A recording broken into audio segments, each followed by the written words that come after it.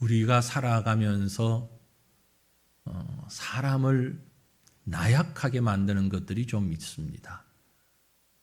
코로나 전염병이 계속되면서 2년 가까이 되면서 많이 지치고 또 이것으로 인하여서 힘을 잃어버린 사람들도 많이 있지만, 그러나 이런 질병 혹은 너무너무 어렵고 힘든 가난 혹은 전쟁, 이 어떤 것보다도 우리를 더 힘들게 만드는 것이 있습니다. 그게 뭐냐면요, 절망이라고 하는 마음입니다. 절망. 사람들은 보통 이 포기하고 절망하고를 혼동할 때가 있습니다. 좀 다르죠. 포기라고 하는 것은 전략적인 면에서 계속 하는 것보다 멈추는 것이, 다른 길로 돌아가는 것이 낫겠다라고 생각하는 것을 포기라고 한다면, 절망은 모든 길이 다 막혀버렸을 때, 포기는 슬픔의 감정이 있습니다. 그래서 그 슬픔의 감정 때문에 눈물을 흘리기도 하고, 어떨 때는 또 시컷 울고 나면 좀 이게 위로가 되고 해소가 되어서 다시 힘을 얻게 되는 경우가 많이 있습니다. 치유의 과정들이 있죠. 그러나 절망은 대개 눈물도 나오지 않습니다. 한숨만 나올 뿐 삶의 의욕을 상실하게 되는 참 무서운 것이 절망이라고 하는 감정입니다. 2차 대전 때에 미국, 영국의 포로들이 일본에 잡혀가서 포로 수용소에 갇혔는데, 한 2만여 명의 포로 가운데 갑자기 8천여 명이 목숨을 잃었답니다. 이유는 전염병도 아니었고, 어떤 영양실조도 아니었고, 과로도 아니었고, 그 이유는 내일이 없는 절망 때문에 목숨을 잃었다는 것입니다. 우리 자신들이 혹은 우리 주변에 이런 절망적 환경에서 매우 부정적인 생각을 하며 그 환경을 빠져나오지 못하는 그런 사람들, 그런 경우들이 종종 있죠. 부정적이고 절망적인 현실 가운데서 우리 머릿속에 떠오르는 것이라곤 내일이 없다. 내일이 없다. 라고 느껴지는 거죠. 6.25 전쟁 때 군인들이 근무를 하고 있는 초소에 군목 목사님이 이렇게 순회를 하면서 격려를 하는데, 한 흑인 병사에게 미군 군목 목사님이 다가가서 얘기를 했답니다. 당신의 기도 제목이 뭡니까? 그랬더니 이 병사가 하는 말이, 목사님, 저에게 내일을 주십시오. 얼마나 힘들었으면, 얼마나 어려웠으면 그런 대답을 했겠습니까? 오늘 우리가 읽은 창세기, 특별히 3장, 너무나도 우리가 잘 알고 있는 말씀입니다. 유명한 말씀이죠. 태초의 인간이 절망하는 모습을 기록하고 있습니다. 여러분, 사탄의 유혹에 넘어가서 범죄하고 절망했죠. 그 과정들을 잠깐 살펴보면 얼마나 아담 하와에게 큰 절망이 있었던가를 엿볼 수 있습니다. 아담 하와가 하나님이 먹지 말라는 금단의 열매 선악과를 먹었습니다. 왜 먹었죠? 왜 먹었을까요? 사탄에게 속아서 먹었습니다. 3장 4절 5절을 보면 이런 말씀이 기록되어 있죠. 뱀이 여자에게 이르되 너희가 결코 죽지 아니하리라. 너희가 그것을 먹는 날에는 너희 눈이 밝아 하나님과 같이 되어서 선악을 알 줄을 하나님이 아심이라. 야, 걱정 마. 죽지 않아. 죽지 않아. 그걸 먹는다고 죽는 것 아니야. 너희들이 그걸 먹으면 하나님처럼 돼. 그래서 선과 악을 분별할 수 있는 눈이 생겨. 죽지 않아. 걱정하지 마. 사탄에게 속아서 하나님께 불순종하고 금단의 열매를 따먹은 아담과 하와. 그 마음속에 무슨 생각이 되었을까요? 먹고 나니까 하나님이 하셨던 말씀이 생각났습니다. 무슨 말씀을 하셨죠? 2장에 보면 있습니다. 16절 17절 하나님 뭐라고 하셨어요? 여호와 하나님이 그 사람에게 명하여 이르시되 동산 각종 나무의 실과는 내가 임의로 먹되 선악을 알게 하는 나무의 열매는 먹지 말라. 내가 먹는 날에는 반드시 죽으리라. 하나님이 분명히 이렇게 말씀하셨는데 너희가 먹는 날에는 반드시 죽으리라. Sure. 반드시 죽으리라. 그랬는데 사탄이 그들을 꼬이기를 너희가 결코 죽지 아니하리라. 한순간 판단력이 흐려지면서 먹었습니다. 먹고 나니까 하나님 말씀이 다시 생각났을 것 아니에요. 분명히 하나님께서 자기들에게 죽을 것이라고 했는데 하나님이 이미 그렇게 말씀하셨는데 어리석은 인생들이 사탄의 꾀임에 그만 하지 말아야 할 일을 했습니다. 그랬기에 아담과 하와는 절망하기 시작했습니다. 인간 세상에 절망이라는 단어는 참 일찍부터 왔습니다. 에덴 동산에서부터 말이죠. 그런데 하나님은 그 절망의 순간에 인류를 그대로 버려두지 아니하셨습니다. 소망을 주셨어요. 희망을 주셨어요. 저와 여러분이 열심히 복음을 전해야 하는 이유가 바로 여기에 있습니다. 절망 가운데 있는 영혼들을 소망 가운데 생명으로 인도하기 위해서는 복음 이외에는 다른 길이 없기 때문에 그렇습니다. 이것이 하나님의 명령입니다. 해도 되고 안 해도 되는 게 아니라 뭐 또 다른 게 있는 게 아니라 오직 유일하게 예수 그리스도의 복음이 아니고서는 에덴 동산에서부터 시작된 이 절망을 이겨낼 방법이 없는 겁니다. 이길 수 있는 길이 없는 것입니다. 에덴 동산에서 쫓겨난 인생은 계속해서 절망의 환경 가운데서 절망하며 살았던 것이 아닙니다. 왜냐하면 하나님이 주신 복음의 약속이 그 대안이 그들에게 주어졌기 때문입니다. 오늘 아침 우리는 이 말씀을 좀 깊이 묵상하기를 원합니다. 본문은 창세기 3장은 특별히 오늘 우리가 읽었던 이 말씀은 우리 신앙에 있어서 너무 중요한 말씀이기 때문에 그렇습니다. 사랑하는 성도들이여, 범죄함으로 하나님의 명을 어김으로 절망 가운데 빠졌던 영혼들이 복음으로 소망의 자리에, 희망의 자리에 앉게 된 사실을 다시 한번 확인하면서 이 말씀 붙잡고 절망을 이기는 우리 성도들이 되시기를 주님 이름으로 축원합니다. 오늘 이 이야기를 생각하기 위해서 두 가지 세상을 한번 나누어서 생각해 보기를 원합니다. 아주 대조적인 두 상황을 말씀을 드리려고 합니다. 먼저 첫 번째는요, 절망으로 가득 찬 세상에 대해서 우리가 한번 생각해 보십시다. 절망으로 가득 찬 세상. 안타깝게도 아직도 지금도 이 세상에 살고 있는 사람들이 많이 있습니다. 앞에서 이미 본 대로 하나님의 명령을 불순종한 인생들은 이제 살아갈 희망을 포기한 채로 절망 속으로 깊이 빠져들어가고 있었습니다. 이 절망의 모습을 내부적으로 들여다보면 다음과 같은 세 가지의 구체적인 모습이 나옵니다. 안타깝게도 지금도 이런 절망 속에서, 이런 감정 속에서 헤어나오지 못하고 있는 분들이 있다는 것이죠. 그 절망의 감정이 무엇인가? 그 안을 들여다보면 가장 먼저 두려움이라는 게 있습니다. 두려움. 자, 본문 10절 말씀 한번 다시 보실까요? 이르시되 내가 동산에서 하나님의 소리를 듣고 내가 벗었으므로 두려워하여 숨었나이다. 두려움을 느꼈어요. 선악과를 먹고 난 아담 하와는 두려움을 느꼈습니다.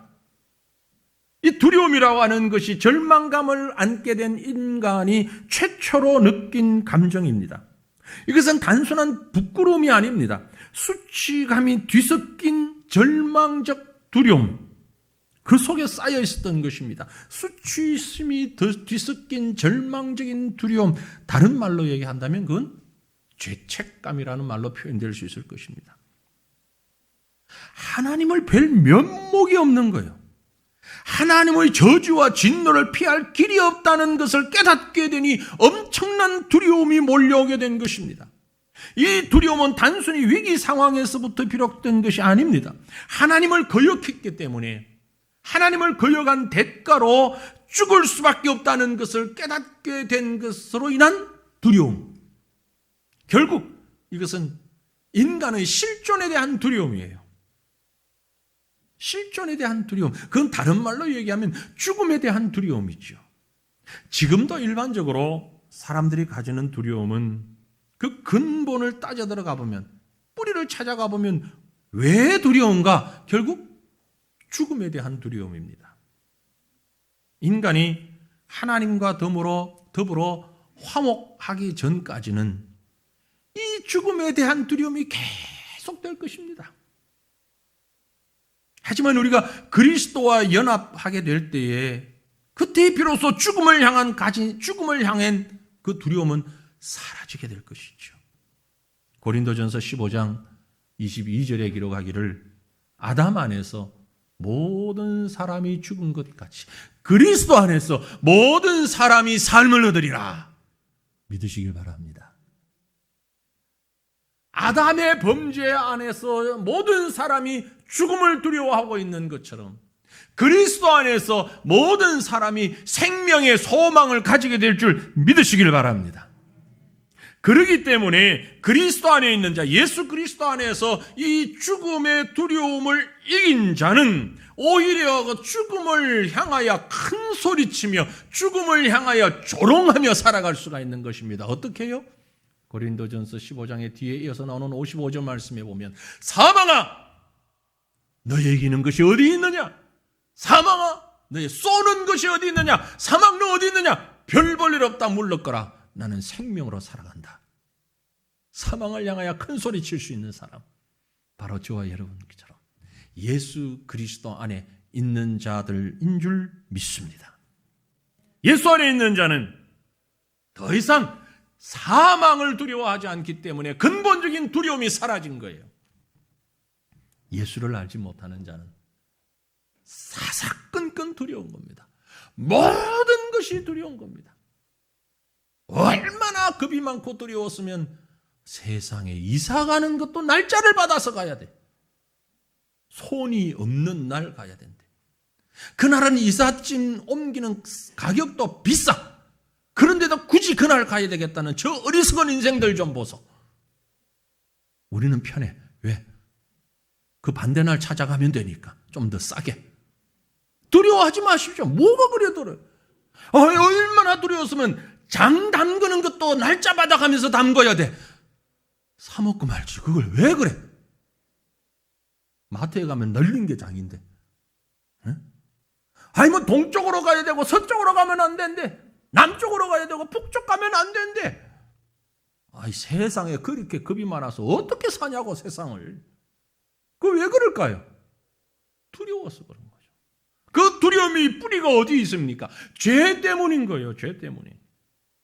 예수를 모르기 때문인 거예요. 사랑하는 성도들이여, 예수 안에서 생명 얻은 사랑하는 성도들이여, 두려워하지 마시길 바랍니다. 그것은 절망이기 때문에 그렇습니다. 절망이 가지는 또 다른 감정이 있는데 두려움과 함께 가지고 있는 감정은 도피라는 감정이에요. 도망가고 싶은 거예요. 도망가고 싶어요. 우리 읽었던 본문 말씀 8절 보시면 그들이 그날 바람이 불 때 동산에 거니시는 여호와 하나님의 소리를 듣고 아담과 그의 아내가 여호와 하나님의 낯을 피하여 동산 나무 사이에 숨었어요. 여호와 하나님의 낯을 피하여 숨었어요. 도망갔어요. 반복합니다. 10절에 보면 이르되 내가 동산에서 하나님의 소리를 듣고 벗었으므로 두려워하여 숨었나이다. 너 잘났다. 그걸 또 얘기하고 있어요. 여호와 하나님의 낯을 피하여 숨었어요. 하나님의 소리를 듣고 숨었어요. 절망의 늪에 빠진 죄인들은 하나님의 낯을 피하여 도피하고 도망하고 자신을 숨기기에 급급했습니다. 왜 그랬을까요? 그들은 자신들에게 있는 두려움의 원인이 그 속에 있는 자기 속에 있는 죄 때문이라는 것을 알았습니다. 그랬기 때문에 하나님을 피하려고 애를 썼던 것이죠. 절망 가운데 있는 죄인들의 모습이 이렇습니다. 문제의 원인을 찾았어요. 발견했어요. 그런데 그 문제를 해결할 방법을 모르는 거예요. 원인은 죄 때문이라는 걸 알았습니다. 해결하는 방법은 하나님 앞에 나와서 죄를 해결해야 하는데 해결하지 못하고 도망가고 하나님을 피하면 되는 줄로 알아요. 결국 그들이 도피라는 방법을 선택했지만 그건 분명히 적절한 해결책이 아니었습니다. 진짜 해결하기를 원한다면 하나님 앞에 나갔어야죠. 부딪혀야죠. 하지 않았어요. 결국 인간들이 찾은 방법은 그늘에 숨는 거예요. 또 나뭇잎으로 치마를 만들어서 입는 거예요. 얼마나 어리석습니까? 그늘은요, 잠깐 있다가 움직여요. 그 자리에 있질 않아요, 이 그늘이라는 게. 나뭇잎이라는 게 금방 말라서 바삭거리고 떨어져 버려요. 그런데 그걸 해결책이라고 만들어낸 게 도망다니는 인생들의 모습입니다. 여러분, 우리의 부끄러움을, 우리의 죄를 가려보려고 온갖 수단 방법 다 동원하지만 우리 힘으로 우리 지혜로는 할 수 없다는 사실 고백하셔야 합니다. 그것이 온전한 도망가는 것이, 피하는 것이 진정한 해결책이 아니라는 것을 인정하시기를 바랍니다. 또 다른 하나의 감정이 절망 속을 들여다보면 있는데 그게 뭔가 하니까 책임을 전가시키는 거예요. 책임 전가예요. 이건 역시 도피의 또 다른 형태라고 볼 수 있습니다. 도피는 물리적 장소에서 숨는 것이라면 책임 전가는 심리적, 감정적 자리에서 미루어 버리는 거죠. 이게 책임을 전가시키는 거죠. 역시 그 결과는 당연히 온전치 않습니다. 우리가 어떤 일을 만났을 때 나도 모르게 튀어나오는 말이 내가 안 그랬어. 내 책임 아니야. 네가 잘못했지. 네 책임이지. 아니야, 내가 그런 거 아니야. 이게 본능적으로 우리 속에서 나오는 이유가 죄의 속성이기 때문에 그렇습니다. 사실은 그렇게 되면서 문제는 더 어려워지죠. 해결이 안 되고 더 얽혀버리게 되는 겁니다. 아담 하와가 범죄했습니다. 하나님이 아담을 찾아와서 물으십니다. 왜 그랬냐? 아담이 뭐라고 대답합니까? 12절에 아담이 이르되 하나님이 주셔서 나와 함께 있게 하신 여자, 그가 그 나무 열매를 내게 주므로 내가 먹었나이다. 우리 여자 성도님들이요, 이게 남자입니다. 이게 남자예요. 아주 비겁하게 말이지 여자 핑계를 대고 있어. 바로 앞에 2장에 보면 아담이 하와를 처음 만났을 때 뭐라고 했어요? 2장 23절 보면 이는 내 뼈 중에 뼈요 살 중에 살이로다 그랬던 놈들이 하루아침에 살짝 바뀌어가지고 하나님이 나에게 주셔서 나와 함께하게 하신 여자가 나에게 주므로 내가 먹었나이다. 저도 남자지만 이게 남자라는 동물이요. 우리 옛말에 잘 되면 내 탓, 못 되면 몰라요 그런 말? 조상 탓 그러잖아요. 신자들은 잘 되면, 남자들은 잘 되면 내 탓, 못 되면 여자 탓. 그러지 마세요. 안 돼요. 그 아담 때부터 가진 습성입니다. 여자분들 좀 이해하세요. 그게 하루아침에 만들어진 습관이 아니고 아담 때부터 내려오던 물려받은 습관이니까 좀 이해 좀 해 주시고요. 근데 말이에요. 그럼 뭐 여자라고 대단하냐? 아니. 하나님이 여자에게 묻잖아요. 하와에게. 너는 왜 그랬냐? 그러니까 13절에 뭐라고 그래요? 13절 말씀에 여호와 하나님이 여자에게 이르시되 네가 어찌하여 이렇게 하였느냐? 여자가 이르되 뱀이 꿰므로 내가 먹었나이다. 여자 핑계대는 남자나 뱀 핑계대는 여자나 그 나물에 그 밥, 그러니까 부부지. 대단하지 않아요. 별 다르지 않아요. 부부는 역시 수준이 똑같아요. 그래서 우리가 같이 살잖아요. 남자 여자 어우러져서. 뱀이 나를 꿰물어 먹었나이다. 그러고 보니까요, 책임질 줄 모르는 사람, 비난할 용기도 없는 사람들이 잘 써먹는 방법이 있는데 그게 사탄의 핑계를 대는 거예요. 아, 내가 그런 사람이 아닌데, 난 정말 그런 사람이 아닌데 그 때문에 뭐가 씌었나 봐, 홀렸나 봐, 귀신에 홀렸나 봐, 내가 왜 그랬지? 그거 하와가 써먹던 수법이요. 그게 핑계라고 합니까? 사탄이 나를 꿰물어, 뱀이 나를 꿰물어. 그러니까 남자나 여자나 핑계대는 걸 보면 다 에덴 동산에서부터 써먹던 방법을 지금도 써먹고 있는 거예요. 저 남자가, 저 여자가, 마귀가 어쩌다 보니까 내 눈에 콩깍지가 씌어가지고. 여러분, 그게 바로 책임을 전가하는 모습이에요. 아니, 수천 년이 지나왔는데도 아직도 똑같은 모습이에요. 우리 속에. 근데 여러분, 그것 아십니까? 사탄은요, 미혹은 하지만 동조하지 않는 한, 인간이 동조하지 않는 한 절대로 우리를 넘어뜨릴 수가 없어요. 본인이 동조했기 때문에 넘어진 겁니다. 그러니까 우리가 할 수 있는 얘기는, 하나님, 이건 전적으로 제 책임입니다. 하나님 앞에서 제가 잘못했습니다. 이 고백이 있어야 문제가 해결되기 시작하는 거예요. 지역을 옮기고 장소를 도망가거나 마음으로 도망가거나 전가하거나 결국은 우리의 핑계일 뿐입니다. 이건 신학적인 문제가 아니라 우리의 현실이에요. 우리 모두가 이 아담처럼 하와처럼 책임을 전가하고 도망가고 죄책감과 두려움을 안고 살아가고 있지 않습니까? 결국 그것이 절망 속에서 살아가는 인생의 모습입니다. 여러분, 두려움도 도피하는 것도 책임을 전가하는 것도 모두 죄의 절망에서부터 나온 비겁한 행위라는 것을 기억하시고 그렇게 핑계하는 자들이 우리 가운데 없기를 바랍니다.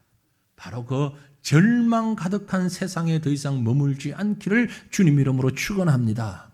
그럼 우리가 가야 할 세상, 우리가 살아야 할 세상은 어떤 세상입니까? 하나님이 약속하신 희망의 세상입니다. 하나님은 희망의 세상을 우리에게 약속해 주셨어요. 그런 면에서 창세기 3장은 결코 절망적인 얘기만 있는 게 아닙니다. 어떤 사람들은 자신에게 있는 이런 절망의 흔적들을 발견하면서 두려움과 도피와 책임을 전가하는 행위를 가지고 희망 없는 인류의 모습이다, 이제 우리는 더 이상 소망이 없다, 그렇게 체념할지 모르겠습니다만, 그러나 창세기 3장을 자세히 읽어보면 절망이 아니라 희망을 우리에게 주고 있습니다. 하나님께서 주시는 희망 말입니다. 소망 말입니다. 생명 말입니다. 죄 지은 인간을 찾아오신 주님, 좌절과 절망을 안고 있는 인류에게 새 희망을 주십니다. 어떻게 희망의 세계를 열어주십니까? 우리가 주목해야 할 부분은 하나님의 부르심입니다. 하나님은 죄인들을 부르셨습니다. 그 부르심을 통하여서 희망의 세계를 열어주셨습니다. 부르심, 그것을 콜링이라고 합니다.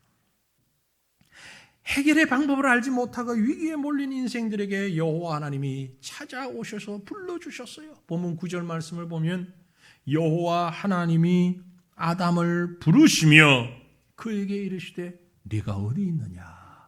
하나님이 눈이 어두우셔가지고 아담 어디 있는지를 못 찾았어. 그늘 깊이 숨어 있어서 컴컴해서 안 보여가지고 이렇게 부르신 게 아닙니다. 하나님 아시잖아요. 보셨잖아요. 모든 걸 다 알고 계십니다. 그럼에도 불구하고 하나님이 아담을 부르셨다고 했습니다. 없는 것을 찾은 것이 아니라 절망에 빠진 인간을 하나님이 부르신 겁니다. 그런데 이 인생들은 그 절망에 있으면서도 하나님을 향하여서 도움을 청하지를 않았어요. 하나님 어떡합니까? 하나님 어떻게 해요? 내가 먹었어요. 살려주십시오. 이러고 먼저 달려나왔더라면 얼마나 좋았을까? 먼저 달려나오지도 않았어요. 침묵했어요. 두려움에 떨면서 침묵했어요. 여러분, 이때의 침묵은 답이 아닙니다. 해결이 아닙니다. 그런데 침묵했어요. 그러나 그렇게 침묵하는 인생들에게 하나님이 찾아오셨습니다. 다가오셨어요. 그런데 찾아오시는 하나님의 모습을 좀 구체적으로 보시면 얼마나 감사한지요. 얼마나 감사한지요. 바로 앞에 8절 말씀에 이렇게 기록합니다. 그들이 그날 바람이 불 때 동산에 거니시는 여호와 하나님의 소리를 들었다. 이게 두 가지에 저는 주목을 합니다. 여호와 하나님이 어떻게 다가오셨다? 거니시며 워킹, 러닝이 아니고 워킹이에요. 뛰어오신 게 아니고 갑자기 들어닥친 게 아니고 막 갑자기 들어닥치면 어떻게 당황해가지고 우리가 놀라잖아요. 어쩔 수 없잖아요. 그런데 하나님이 우리를 배려하셔서 그 상황 가운데서도 배려하셔서 워킹, 걸어오셨어요. 이 말은 거닐었다. 정확한 표현입니다. 서서히 다가오셨다고. 그런데 그 다가오신 타이밍이 언제냐? 그날 바람이 불 때에. 한잠 자고 있는 새벽에 와서 뒤통수를 때리며 야, 이 녀석아 일어나! 그러지도 않았어요. 무더운 낮 시간에 뻘뻘 땀 흘리고 있는데 헥헥거리고 있는데 야! 라고 부르시지도 않으셨어요. 피곤해 지쳐 있을 때도 아니에요. In the cool of the day. 날이 서늘할 때에. 옛날 성경에 보면 그렇게 기록하고 있어요. 날이 서늘할 때. 그 말은 가장 편안한 시간에, 그 타이밍에. 하루하루 살아가면서 가장 편안한 타임이 있잖아요. 그 순간이 있잖아요. 그 시간에 주님이 찾아오셨다라는 의미입니다. 그날 바람이 불 때에. 우리가 가끔 보면 덥지도 춥지도 않고 아주 얕은 바람만 솔솔 불면서 너무 기분 좋은 날씨, 그 시간대 있잖아요. 바로 그때 주님이 찾아오셨다라는 의미인 것입니다. 아주 여유 있는 하나님의 부르심이에요. 이것은 이미 우리 죄인들의 형편과 연약함을 알고 계시는 하나님께서 용서와 은혜와 사랑의 마음을 가지고 다가오신 하나님을 표현하고 있는 겁니다. 그러므로 사랑하는 성도들이여, 하나님의 부르심을 듣는 자는 생명의 희망을 얻게 되는 것입니다. 이 부르심을 듣지 못하는 자들은 아직도 절망 가운데서 살아갈 수밖에 없는 것이죠. 소망 가운데 살기 원하십니까? 생명 가운데 살기 원하십니까? 희망을 갖기 원하십니까? 우리 주 하나님의 부르심에 귀를 기울이시기를 바랍니다. 우리를 찾아오시는 주님, 연약한 우리를 찾아오시는 그 사랑의 주님, 그 손길을, 그 부드러움을 느끼는 은혜가 함께하기를 바랍니다. 그 주님께서 이렇게 찾아오셔서 우리에게 주신 것이 있습니다. 그게 뭡니까? 바로 복음이라는 걸 주셨습니다. 복음을 주셨어요. 복음의 희망이 우리에게 주어졌습니다. 믿으십니까? 우리를 살리는 것은 복음밖에 없습니다. 그런데 이 복음은 너무너무 귀한 복음이에요. 너무 중요한 복음이에요. 그래서 신학자들이 말하기를 원시 복음이다. 원시라는 말이 조금 미개한 것처럼 느껴질는지 모르겠습니다. 그런 뜻이 아니고요. 여기 원시라는 것은 가장 근본적인 출발하는, 시작하는 이런 의미로 원시 복음이에요. 바로 3장 15절 말씀이에요. 창세기 3장 15절은 성경의 모든 말씀이 다 중요하겠지만 창세기 3장 15절은 너무너무 중요하고 또 너무 중요하고 또 귀한 말씀이에요. 왜냐하면 성경의 핵심은 복음인데 그 복음 가운데 제일 제일 먼저 발표된 복음이니까 제일 먼저 가르쳐준 복음이 창세기 3장 15절이에요. 우리 같이 한번 읽어볼까요? 내가 너로 여자와 원수가 되게 하고 내 후손도 여자의 후손과 원수가 되게 하리니 여자의 후손은 내 머리를 상하게 할 것이요 너는 그의 발꿈치를 상하게 할 것이니라. 아멘. 이게 최초의 복음. 성경의 창세기부터 요한계시록까지 전부 주제는 예수 그리스도를 보여주고 있는데 예수 그리스도에 대해서 가장 먼저 예언하신 말씀, 예수 그리스도에 대해서 가장 먼저 언급하신 말씀, 그게 창세기 3장 15절이에요. 그래서 신학자들이 이구동성으로 이 말씀을 원시 복음이다, 본래의 복음이다, 그렇게 말씀하는 거예요.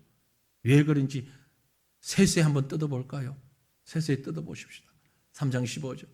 내가 너로 여자와 원수가 되게 하고 내가 하나님이 너로 하나님이 사탄에게 여자와 원수가 되게 하고 내 후손도 사탄의 후손도 여자의 후손과 원수가 되게 하리니. 여자의 후손 무슨 말이에요? 유대나 우리나라나 가부장적 남성 중심의 사회예요. 그래서 후손을 얘기할 때는 남자의 후손을 얘기합니다. 그런데 왜 여자의 후손이라고 했어요? 동정녀 탄생을 얘기하는 거예요. 메시아의 동정녀 탄생을 여기서부터 말씀하고 있는 거예요. 그 여자의 후손이, 그 동정녀가, 메시아가 이 땅에 오셔서 내 머리를 상하게 할 것이요 사탄의 머리를 상하게 하는, 사탄이 완전히 패망하도록 그리스도의 십자가 사건으로 사탄이 완패했습니다.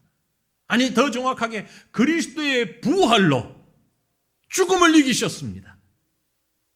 그래서 내 머리를 상하게 한다는 얘기는 십자가의 고난 이후 부활의 승리를 말씀하는 거예요. 그런데 사탄은 그의 발꿈치를, 여자의 후손의 발꿈치를 상하게 할 것이라.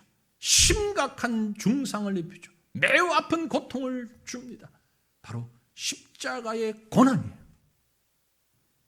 동정녀의 몸에서 탄생한 그 메시아가 사탄 마귀가 십자가에서 피 흘리며 죽음에 이르도록 고난을 주었으나, 그래서 사람들이 사탄이 이긴 줄 알았으나 죽음을 깨뜨리고 사흘 만에 부활하신 주님께서 오히려 사탄을 멸하시고 그리스도 안에 있는 모든 자를 구원하셔서 하나님의 나라를 약속해 주신다는 이 복음이, 이 귀한 그리스도의 탄생과 죽음과 부활을 단 한 절에 농축시켜서 창세기 3장 15절은 우리에게 말씀하고 있는 겁니다. 이 복음의 말씀이기 때문에 이것을 원시 복음이라고 말씀하는 거죠. 그렇습니다, 여러분. 절망 가운데 빠진 영혼들이 소망을 가지고 희망을 가지고 생명으로 나아가는 것은 우리에게 다가오신 주님께서 약속하신 대로 예수 그리스도를 통한, 메시아를 통한 죄사함과 구원의 은혜로 인하여 주어지는 것입니다. 사람들은 그게 아닌 자기 방법으로 해결해 보려고 아까 말씀드린 대로 그늘을 찾아가고 나뭇잎을 가지고 옷을 만들고, 이건 옷도 아니죠. 가죽 옷에 비하면 옷도 아니에요. 완벽하게 부끄럼을 가릴 수 없는 그것이 해결 방안이라고. 이 부분에 대해서는 다음 주일에 다시 말씀을 제가 준비해서 드리겠습니다. 그래서 오늘 말씀을 준비하면서 다음 주일 끝까지 준비를 했어요. 다음 주일 말씀의 제목은 기억하십시오. 제가 다음 주일 물어볼 테니까. 가죽 옷. 뭐라고요? 그렇다고 다음 주일날 이 가죽 옷 입고 오라는 얘기가 아니고, 다음 주일 설교의 제목이 가죽 옷이라고요. 오늘 말씀을 기억하시면 더 연결이 되어질 것입니다. 예수 그리스도의 피 흘림을 통하여서 한 마리의 짐승을 잡음으로 그 가죽 옷이 만들어졌고, 그리스도의 피 흘림을 통하여서 우리를 구속하시고 하나님의 자녀 삼아주신 이 생명의 복음이 바로 시작되고 있는 것입니다. 진정한 희망은 여기에 있습니다. 오랜 전염병으로 지친 우리 모두가 언제 이 전염병이 끝나려나 이런저런 모양으로 기대도 하고 포기도 하고 소망도 하고 한숨도 쉬어보고, 그러나 하나님께서 하실 것입니다. 이것은 우리에게 중요한 메시지를 던져주고 있습니다. 여러분, 한두 달 지나면 될 줄 알았잖아요. 코로나니 뭐니 그래도 한두 달, 적어도 두세 달 지나가면 없어지고 원래대로 살아갈 줄 알았잖아요. 그런데 2년이 다 되어가도 아직 이러고 있습니다. 한마디로 우리에게 주는 메시지는 너희들 힘으로는 안 돼. 니들로는 안 돼. 그럼 어떻게 됩니까, 하나님? 내가 해야 돼. 내가 해야 돼. 복음으로 해야 돼. 오늘도 우리를 찾아오셔서 절망 가운데, 고통 가운데, 두려움 가운데, 죄책감 가운데에 책임을 전가하고 있는 이 어리석은 인생들에게, 해결할 수 없는 죄 속에 있는 우리에게 주님이 찾아오셔서 하시는 말씀이 복음으로라야. 복음으로라야 우리에게 참 소망이 있음을, 참 생명이 있음을 말씀하고 계신 것입니다. 사랑하는 성도들이요, 이제 저와 여러분은 그리스도 안에서 이 복음의 생명을 누리는 자들입니다. 그러므로 더 이상 죄로 인한 절망이 아니라 복음과 사랑으로 소망 가운데서 살아가는 저와 여러분의 삶이 되기를, 우리의 일상이 될 수 있기를 주님의 이름으로 축원합니다. 우리 함께 기도하겠습니다.